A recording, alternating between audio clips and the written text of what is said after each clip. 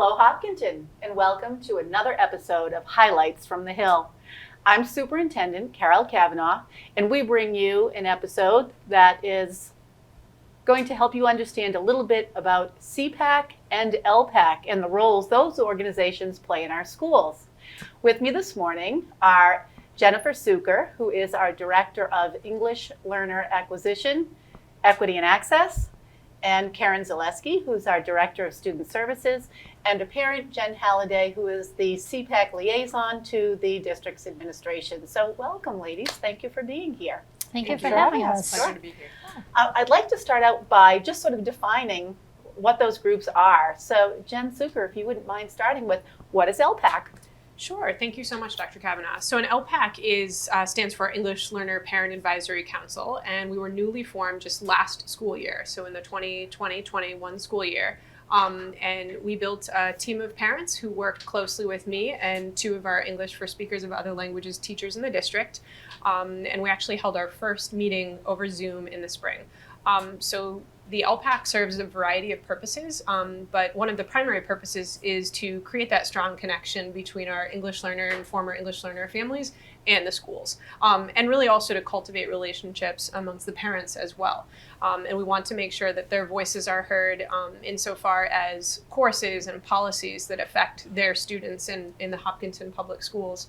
And we also just want to hear what questions they have and want to be able to bring teachers and administrators to them if they have any questions or want to learn more. So it's just a great opportunity for families to get to know one another, and also, again, for them to be able to voice their opinions so we can hear from them and make decisions based on their input. That's great. So LPAC stands for? English Learner Parent Advisory Council. Great, thank you.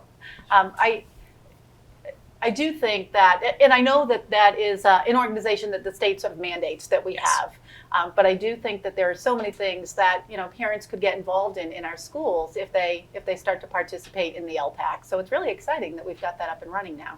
Yeah, thank you so much. And if for any English learner or former English learner families who are listening to this episode, please stay tuned because we're going to be having an outdoor socially distant event for our first LPAC event this fall.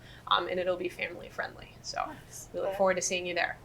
That's fabulous. And CPAC stands for Special Education Parents Advisory Council. We've had a CPAC up and running for a very, very long time. The LPAC is sort of new to Massachusetts, but the CPAC has been in Massachusetts for a great number of years. So do you want to talk a little bit about some of the work that you're doing in CPAC? Sure. Would you like to start? Well, yeah, I can start. So CPAC is a Special Education Parents Advisory Council, and we're really looking to create a collaboration between parents in the district and administration. So any parent or a caregiver of a child with a disability who's on a 504 or an IEP can make use of the CPAC. And really what we're looking to do is create a community where people have a place where they can share information with one another and share experiences with one another. Because one of the things as a parent myself of a special needs child is you feel isolated a lot of times in your diagnosis, and you feel like you're the only one having to deal with these struggles, and having other people to say, well, we've had that happen to us, or we've had something similar, or everyone's in the same boat, and you just have somebody that you can talk to frankly, about things that you don't feel like when you speak to parents of typical children, you don't feel like you can let it all out. So just having that ability to speak to parents and also liaise with the administration to, if there becomes a problem, then we have a way to talk back and forth. And if I can speak to that too, I mean, one of the great things about CPAC and having parents involved is it gives them an opportunity to develop a relationship with administration and with members of the team. So for instance, throughout the year, we create, Jen and I have had an opportunity to collaborate to plan activities for parents, and it's all driven by parent survey data. We got some great feedback this year. So, for instance, we have a night with psychologists planned this year. And it's a nice opportunity for parents to come out, get to know the team outside of the IEP process. Because oftentimes during the IEP process, it can feel very intimidating. It's somewhat of a sterile environment where people are coming to the table with reports and listening to outcomes. The CPAC really takes the opportunity for parents to get to know us and to really develop and foster a relationship with us so they feel comfortable approaching us, whether it's in or outside of the IEP team process. Last year we had our occupational therapists and physical therapists do a presentation. In previous years, we've had speech pathologists do a presentation. I always do a presentation. But it's for me personally, as a special education administrator in the district, I really have enjoyed being part of CPAC because when I go to the events and activities outside of the team process, I get to know families too. I get to know, who the brothers and sisters are, whom I may never see at an IEP team. I get to know a little bit about their families. People ask questions and they get to know a little about me as a person. And it's a nice opportunity to build relationships. And with that, what I would say though is we really are looking for a lot more involvement from parents. We have a growing group and we've had some nice involvement in some of the recent activities. I mean, Jen, how many people would you say we had an ESY summer event? ESY stands for Extended School Year, for those of you that may be listening and don't know what that is. But we had a summer activity where we had pizza and ice cream. But how many people would you say we had at that? I would say there were probably 25 families. And it was at the EMC Park. So that we had pizza, we had ice cream truck. It was pretty great. Right. And a really nice, it was hot though, holy mackerel. But it was very well attended given the heat. Right, and we also hired Kids in Sports, which is a gentleman that comes in. He does activities for students with disabilities and various recreational. But again, I think the heat was a hindering factor that day. It might have deterred some families. But that's just an example. We do, we have some formal meetings throughout the year, but we also do some activities to foster family involvement and engagement in the community. And we're looking to do even more of that. The more families we can touch and lives we can touch, the better we will be together as a group. So I think I would like to talk about that a little bit because I understand that there are, formal processes in place where, CPAC gets together and you do presentations in the evening or, Jen, I know you're planning a family day coming up, but I think that social piece is what it is just lovely for families to be able to connect with one another and also with the schools. And I think that when you're able to do that, families get to know us as administrators or other families in ways that are personal and social and really facilitate, access to the schools and access for their children to, I think, learn in ways that are more opportunistic, really. It just builds that trust between the two entities.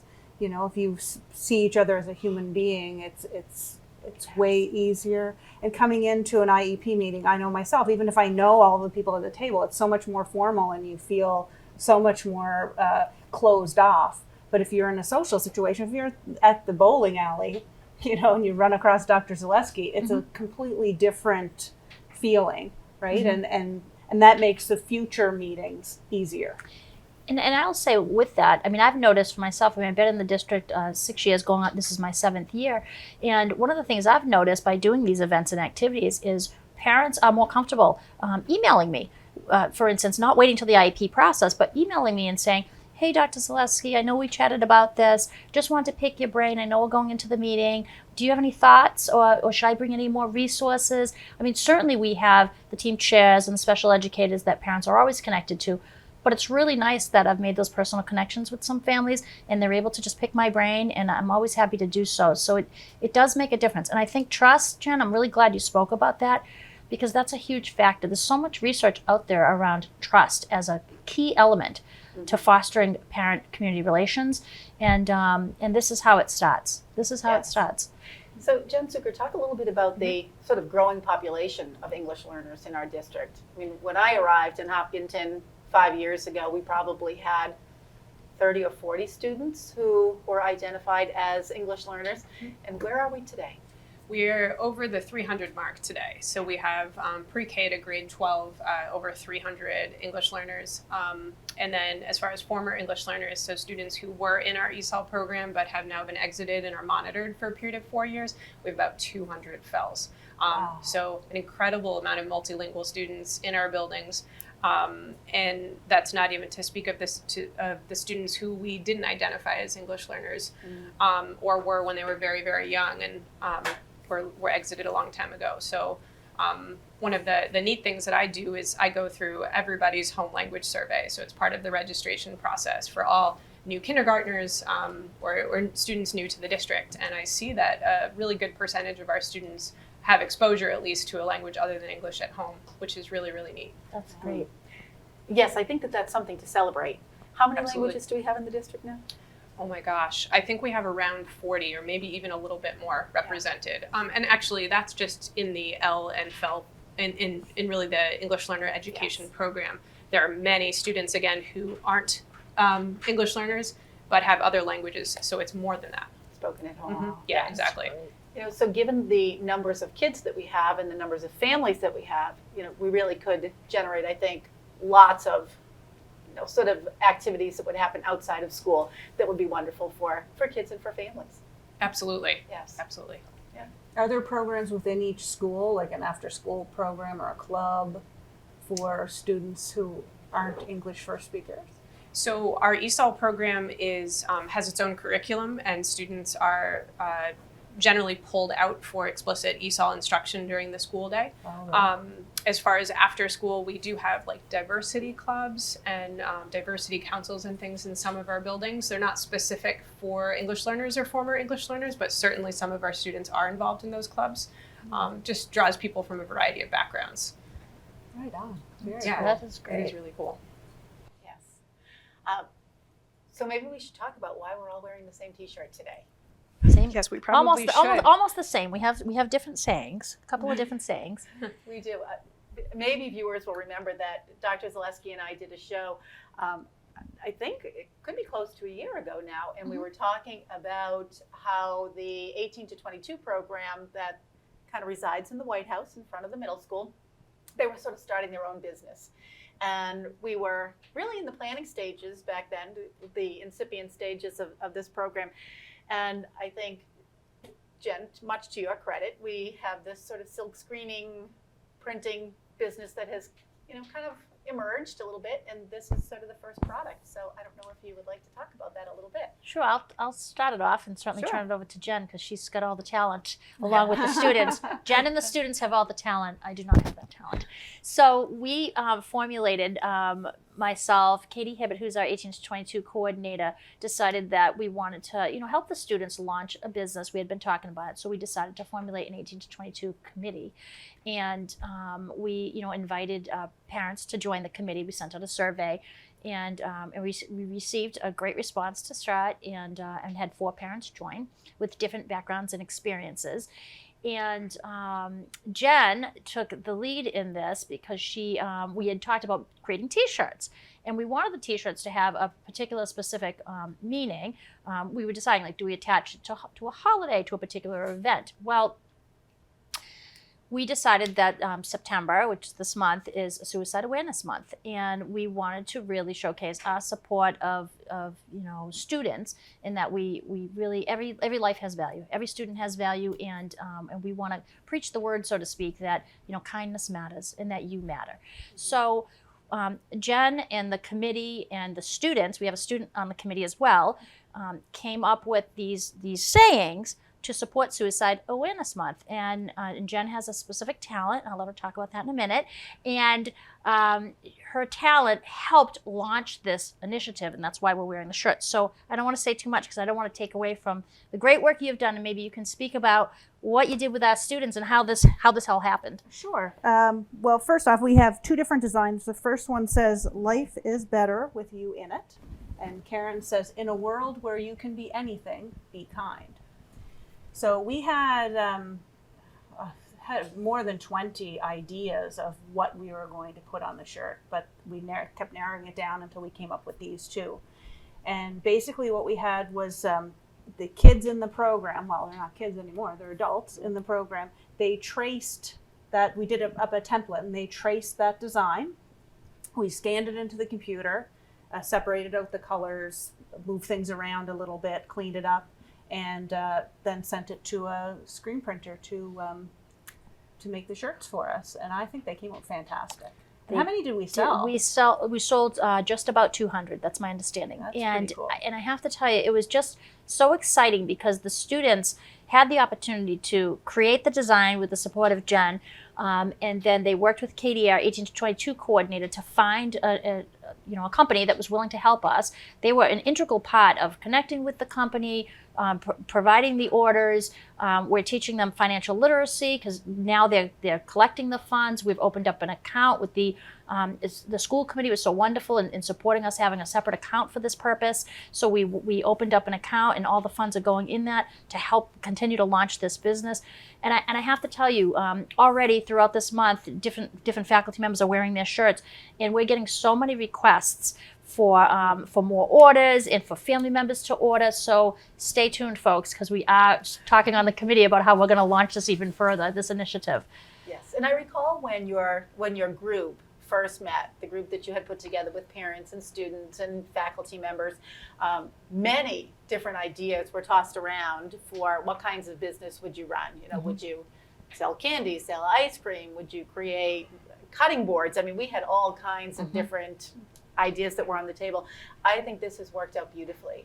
I mean, it's something really I think that our 18 to 22 young adults can really engage in. They are able to put these designs together. They've contracted with a company. I would imagine that this is a business that could really take off. Oh, absolutely. We have great hopes. I mean, already, like I said, just by us putting out a survey and asking folks if they were interested, by the end of 1 week, we had over 100 orders, and in support of this, and great messages and emails back from folks. And like I said, by word of mouth, people are approaching me. Can I get one for my grandchildren? And it's just it's the start of something great. I feel it, and I am so excited for the students because really it's all about helping them foster a sense of independence and getting them out there really in the business world and connecting in their own community, doing something great in their own community. And they're so excited about it.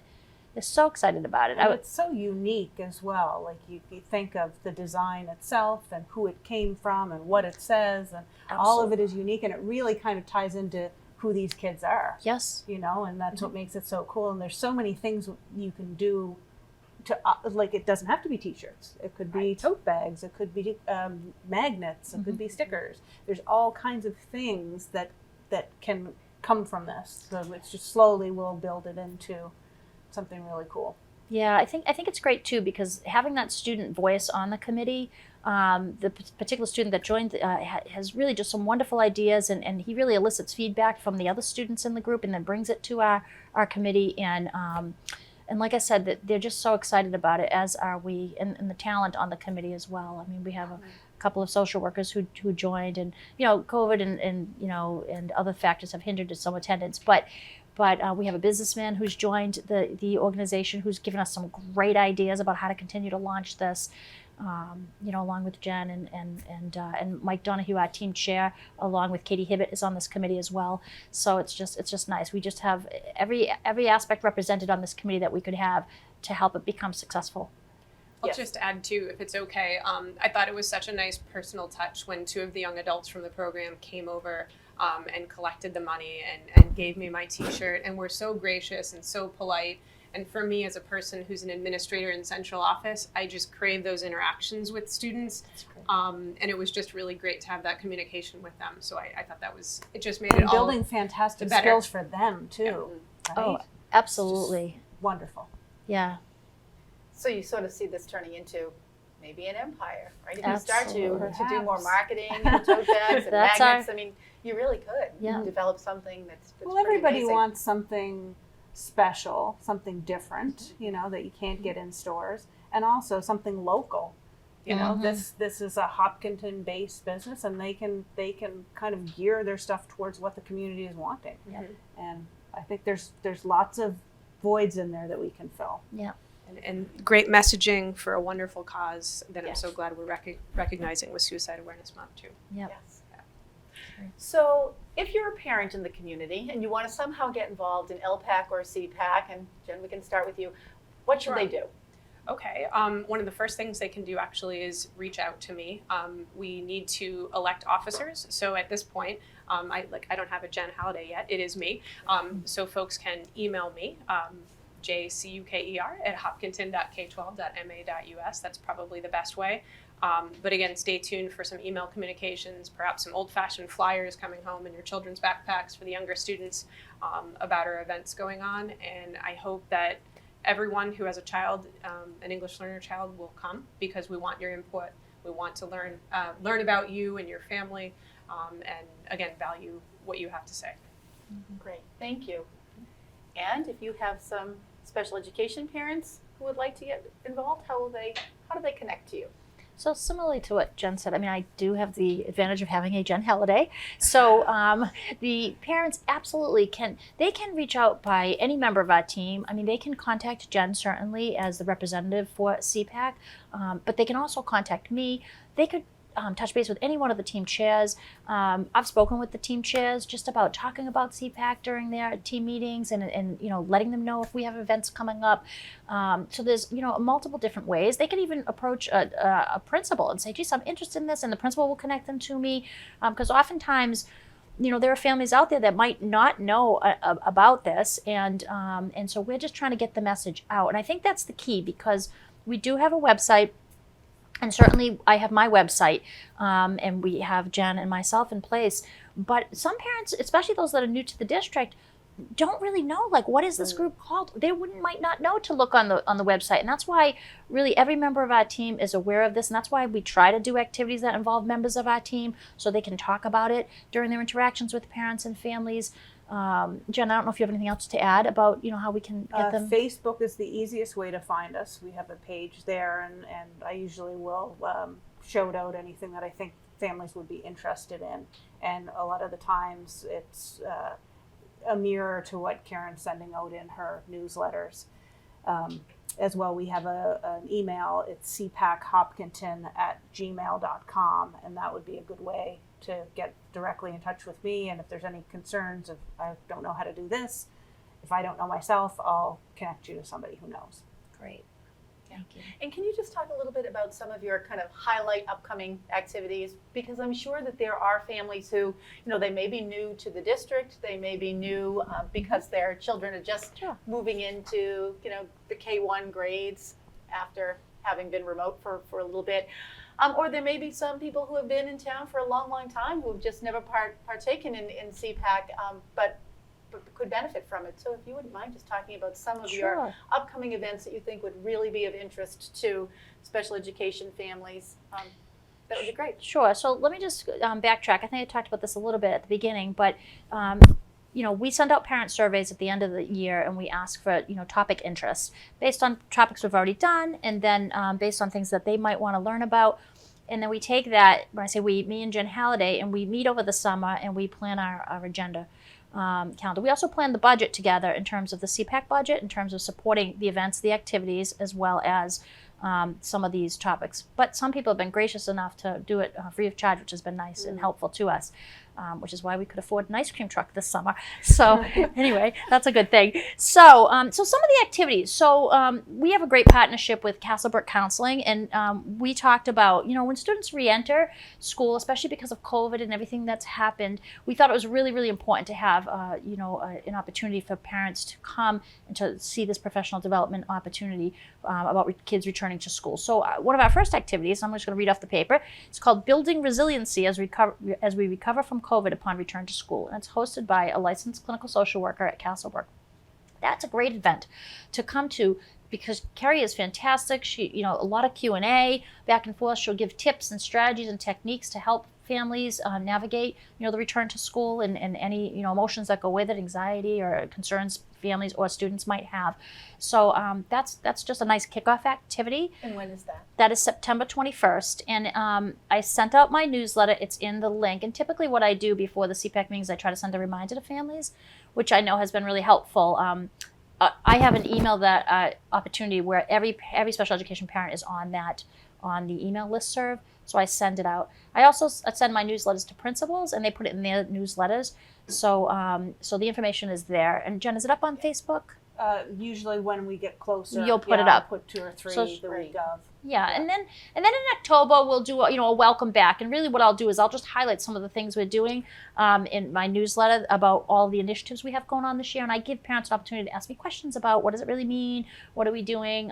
That's just really kind of an introductory overview to everything that's going on in special education, because parents have asked, what is the vision, what's happening in the district. So just for clarity, the special education vision aligns with our strategic plan, and really there are some components in the strategic plan around social emotional learning, inclusive practice, those things. Those are what drive the vision for the special education department.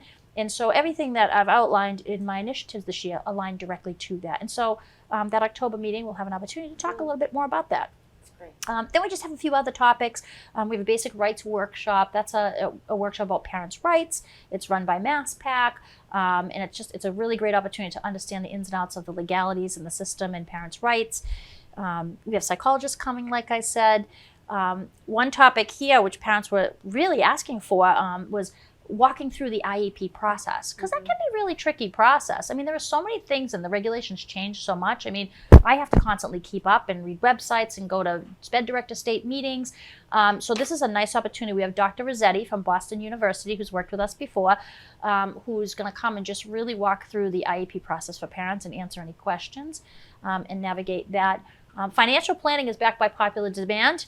We had that last year, and families loved it, and they gave us such great information, and she said, I can come back, and parents are hungry for it. So Right. she's coming back and going to talk with us. And then Mr. Mazer, our ESY coordinator, always in April does a ESY information night. Sure. And then a final topic outside of the family get-togethers is how to best support students with ASD, ADD, and depression. And that was another parent-driven request. So we have Castlebrook Counseling coming back to talk about those particular disability areas.